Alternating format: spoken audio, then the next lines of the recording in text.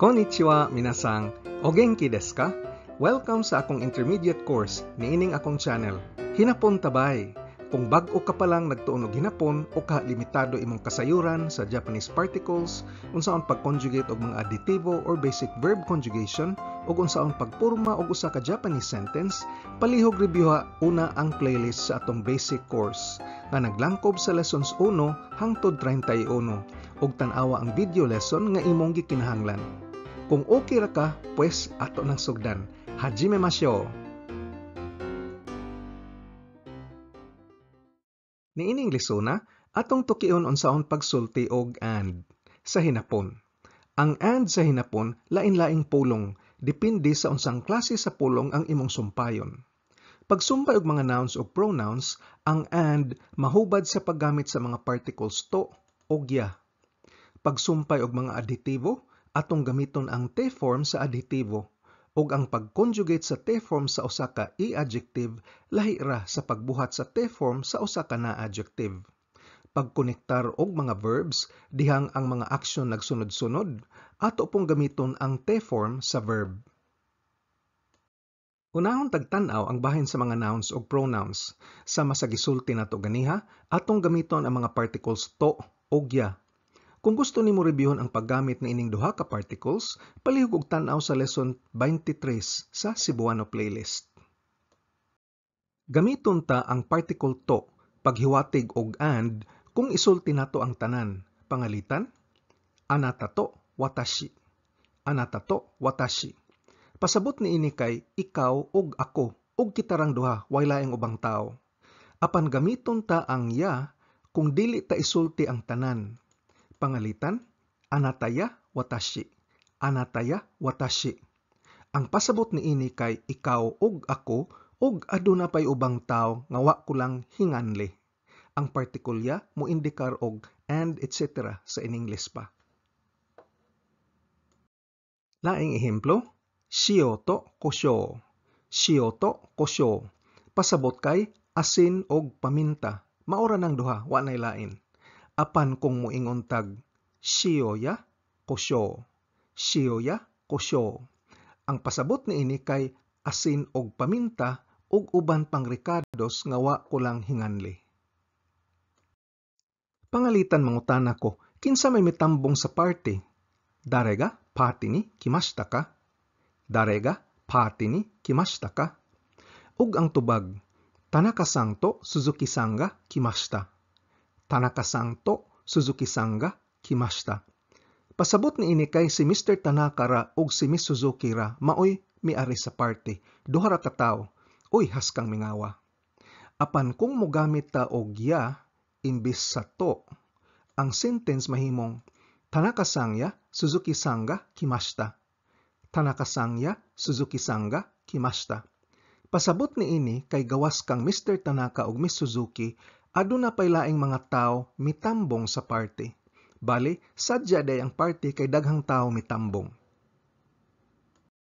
Ug pangalitan pangutan-on ka, unsa may imong gikaon sa party?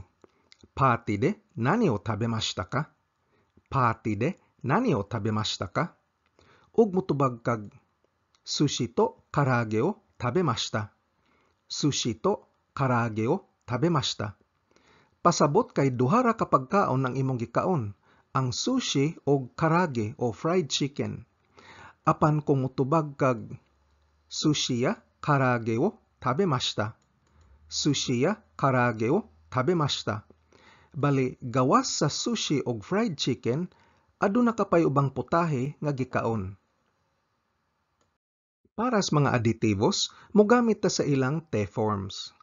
Sama sa imong nakatunan sa mga miaging lesson, adunay duha ka klase sa aditibos. Adunay E-type adjectives nga gituki ta sa lesson 15 ug ang mga na-type adjectives nga atong giistudyuhan sa lesson 16. Pagbuhat sa mga te form, sa mga E-type adjectives, taktako nato ang katapusang i unya usbon ta kini ngadto sa kute para pagporma sa te forms. Pangalitan, okay nga pasabot dako, taktakon ang katapusang i kabitan og kute mahimong okay kute. Okay kute nga pasabot dako og unya ang sunod dayon nga adjective o verb.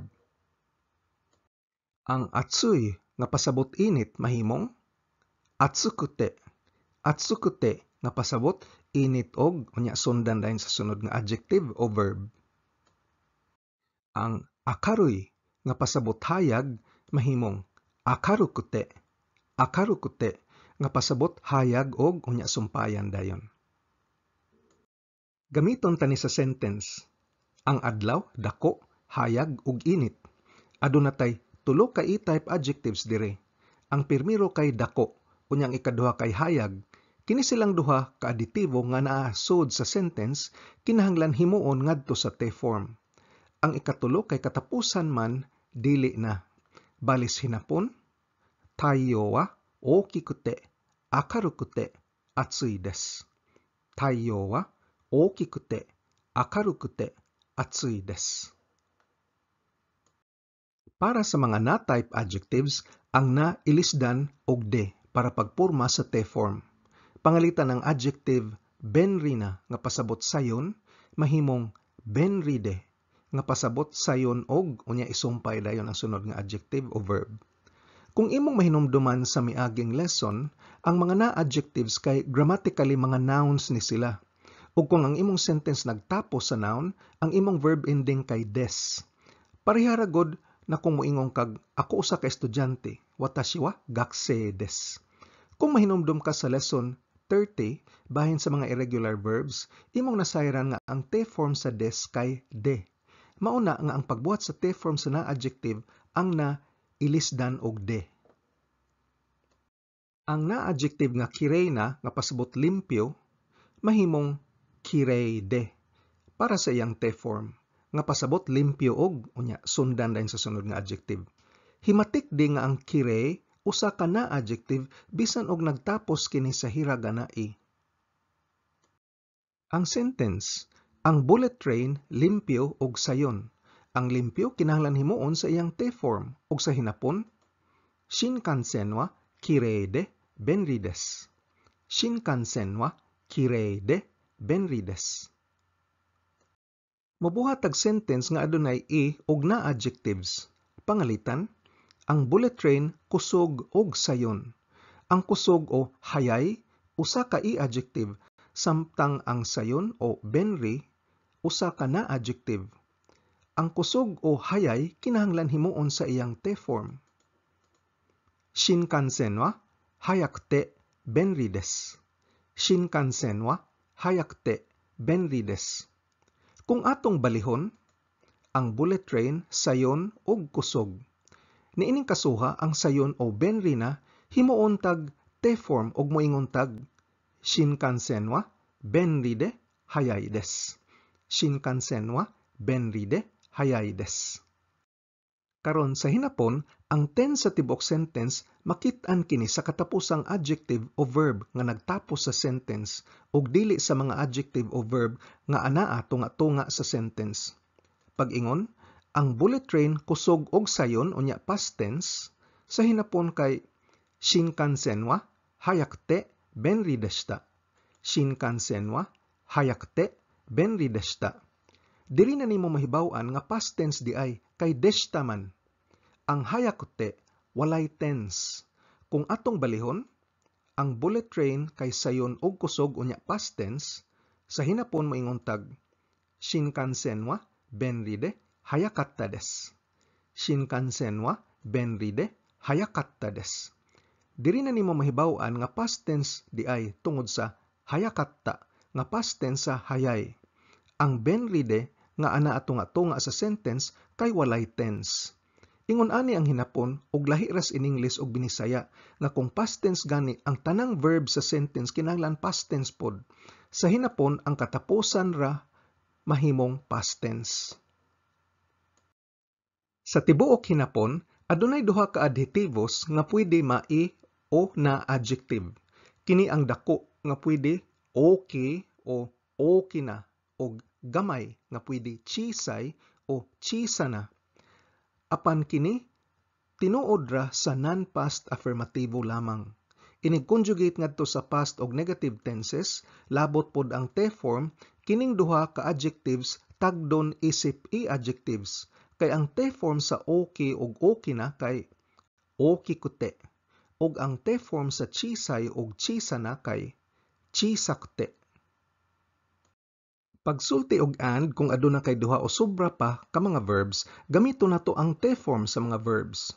Kung imong nahinumduman sa mga miaging lessons, aduna tay tulo ka klase sa mga verbs. Ang category 1 o root dropping verbs, ang category 2 o last hiragana changing verbs, ug ang category 3 o mga irregular verbs. Kada usa kanila adunay mga balaod unsaon pagporma sa te form gikan sa ilang mga dictionary forms. Atong reviewon. Ang mga category 1 verbs kay mga root dropping verbs. Ang ilang dictionary form nagtapos sa ru. Inigporma sa te form, taktakon ang ru unya ilisdan og te. Pangalitan ang verb taberu nga pasabot mo kaon, taktakon ang ru ilisdan og te aron mahimong tabete. Tabete nga mao ang te form. Pasabot sa tabete kay mukaon og unya sumpayan dayon og sunod nga verb. Ang category 2 kay mga last hiragana changing verbs. Ang katapusang hiragana sa spelling sa iyang dictionary form, dili taktakon ug mahimo kining laing hiragana sigon sa klase. Adunay siyam ka klase depende sa ending. Gigrupo kini sila sigon sa kaparehason sa pag-conjugate. Aduna tay ku ug gu, su nga nag-inusara, bu, mu ug nu, ug ru, tsu ug u. Ug kini ang ilang mga te forms. Ang ku mahimong ite, ang gu mahimong ide, ang su mahimong shte, ang bu, mu ug nu mahimong nde, ug ang ru, tsu, u mahimong utte. Pag-conjugate sa mga category 2 verbs, atong timan-an ang verb ending ug unsa mahitabo niini inigbuhat sa ilang te form. Kini ang 5 nga pinakakomon nga irregular verbs o kini ang ilang mga te forms. Ang suru pasabot mo buhat mahimong shite, ang kuru pasabot mo ari mahimong kite, ang iku pasabot mo adto mahimong itte, ang aru pasabot nag-eksistir para sa mga butang ug tanom mahimong atte, ug ang te form sa da nga pasabot is, are o am kay de. Tukiunta ang pipila ka ehemplo. Ang sentence, muuli ko, muduwa ko sa akong iro, ug mukaon kog panihapon. Adunay tulo ka verbs dire. Ang muuli kay kairu, usa ka category 2 verb. Ang muduwa kay asobo, nga usa pod ka category 2 verb. Ug ang mukaon kay taberu, nga usa ka category 1 verb. Ang pirmi ug ikaduha, kairu ug asobo, kinahanglan himuon sa ilang te form. Sa hinapon mo ingontag, watashi wa uchi e kaite, inu to asonde, bangohan wo tabemasu. Watashi wa uchi e kaite, inu to asonde, bangohan wo tabemasu. Ang tense sa tibok sentence gidesidir sa katapusang verb, ang taberu o tabemasu nga formal form sa taberu. Laing ehemplo, ang sentence, siya, usa ka lalaki, miadto sa Japan og mituon og hinapon. Aduna tay duha ka verbs nga past tense, ang miadto og mituon. Ang dictionary form sa miadto kay iku, nga usa ka category 3 verb. Ang dictionary form sa mituon kay benkyou suru, nga usa pod ka category 3 verb. Ang pirmirong verb kinahanglan anaa sa te form, ug ang tense sa tibok sentence desidiron sa katapusang verb nga mao ang benkyou suru. I-conjugate kini sa past tense. Sa hinapon mo ingontag, kare wa nihon ne itte nihongo wo benkyou shimashita. Kare wa nihon ne itte nihongo wo benkyou shimashita. Siya miadto sa Japan ug mituon og hinapon. Kung atong balihon ang mga verb sa miaging sentence, mahimo kining siya mituon og hinapon ug miadto sa Japan. Karon ang mituon mao himuon natog te form. Ug sa hinapon mo ingonta, kare wa nihongo wo benkyou shite nihon ne ikimashita. Kare wa nihongo wo benkyou shite nihon ne ikimashita. Laing ehemplo, isulod ang sinsiyo sa bangag unya tuplo ka ang batones. Ang isulod kay ireru, usa ka category 1 verb. Ang ikaduhang verb, tuplo ka o osu, usa ka category 2 verb. Ang pirmiro nga verb kinahanglan usbon ngadto sa T-form ug ang ikaduhang verb mo'y mopakita sa tense sa tibuok sentence nga usa ka sugo o imperative.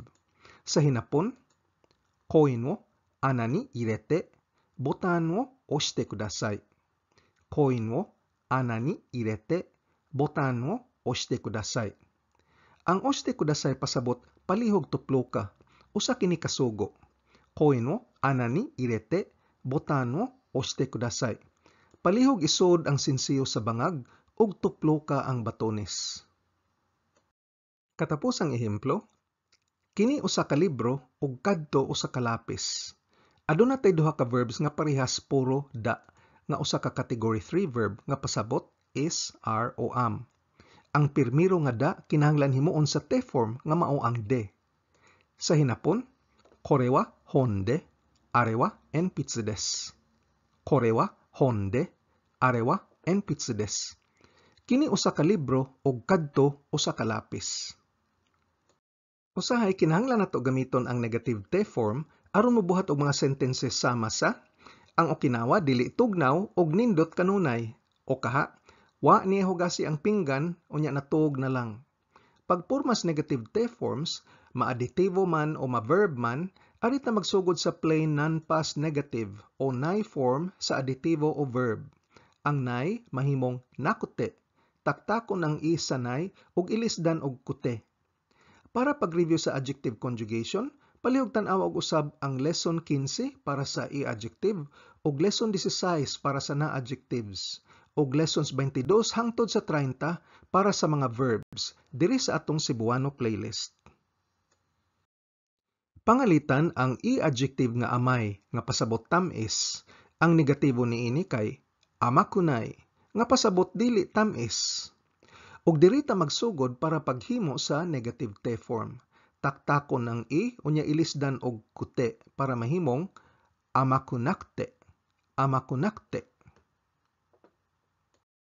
Gamiton ta sentence. Ang cake dili tamis ug lami kini. Ang mga Hapon dili sila ganahan tamison ilang mga cake. Niining sentensa, ang dili tamis kinahanglan himuon sa T-form. Ang hinapon, keiki wa amakunakute oishii desu. Keiki wa amakunakute oishii desu. Mao gyapong istoryaha sa mga na-adjectives. Pangalitan kantan na pasabot sayon. Ang negatibo niini kantan janay dili sayon. Ug ang negative T-form kay kantan janakte. Kantan janakte. Taktakon ang isanay unya pulihan og kute. Kantan janakte. Gamiton ta sentence. Ang eksamen dili sayon ug nahasol ko. Diri atong gikonektar ang usa ka negative na adjective ug usa ka verb. Ang negative na adjective kinahanglan himuon ngadto sa negative T-form. Ug sa hinapon, testo wa kantan janakte komarimashita. Testo wa kantan janakte komarimashita. Ang eksamen dili sayon ug karon nahasol ko. Sa kaso sa mga verbs parehas gihapon. Paghimo sa negative T-form arita manukad sa plain past negative conjugation. Pangalitan, taberu mokaon. Tabenay dili mokaon. Karon taktakon ang isanay unya kabitan og kute para paghimo sa negative T-form. Busa ang tabenay mahimong tabenakte. Kung gusto ka mo review kung unsaon paghimo sa plain past negativo sa mga verbs, palihog tan-awag usab ang lessons 26 hangtod sa lesson 30 diri sa atong Cebuano playlist. Karon gamiton ta sa sentence. Wa ko mokaon og pamahaw o gigutom nako. Ang wa mokaon kinahanglan himuon sa negative T-form. Sa hinapon, asa gohan wo tabenakte mo onaka ga suita. Asa gohan wo tabenakte mo onaka ga suita. Suma total, niining lesona atong nakatunan unsaon pagsulti og and sa hinapon.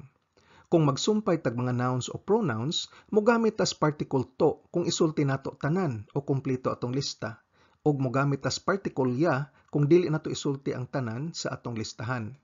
Sa ining list pa, sama sa and etc. ang paggamit sa ya.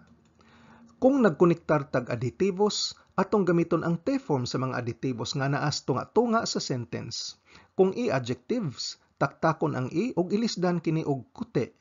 Pero kung na-adjective gani, ilisdan ang na og de, pagbuhat sa mga T-forms. Kung magkonektar ta gani og mga verbs, pangalitan mga aksyon nga sagunson, ang mga verbs sa tunga-tunga sa sentence mo gamit sa ilang mga T-forms. Ang tense og mode sa tibok sentence, indikaron sa verb sa katapusan sa sentence. Non-past ba kini? Past tense ba kini? Request ba? Permission ba? O uban pa. Ato pong gituki unsaon pagporma sa negative T-forms sa mga adhetivos o verbs. Pagpalambo sa imong verb vocabulary sa mga common kaayo nga pang-adlaw-adlaw nga mga action words, review palihog ang lessons 26 hangtod lesson 30 ug adunay mga uskagatos ka mga common verbs nga imong makatunan. Chika pod ang link sa ubos pagpalambo sa imong noun ug adjective vocabulary. Ug diri natapos ang atong lesson, kita na pud ta sa sunod. Gambarimashou! Kung arisgado kagyud makat-on og hinapon, importante kaayo nga mag-practice adlaw-adlaw. Gahinan gyud nimo og panahon. Kung nagsakay kas jeepney, naghuwat sa traffic, patubang sa trabaho o naglingkod ra kasakyanan o kaha break time nimo sa trabaho, balik-balikin ig paminaw og tan-aw ang mga training videos. Tungod kay dili nako matudlo ang tanan, kinahanglan palambuang imong bokabularyo gamit ang libro, internet o app. Aduna ko'y link sa usa ka website nga adunay 9,000 essential Japanese words nga akong ibutang sa ubos. Ang akong video series, giplano ni para lig-on ang imong pundasyon sa pag-estudyo sa hinapon. Kaya og kalimti, pag-like, share, o subscribe. Nihongo no benkyo ni gambatte kudasai. Otsukare sama deshita.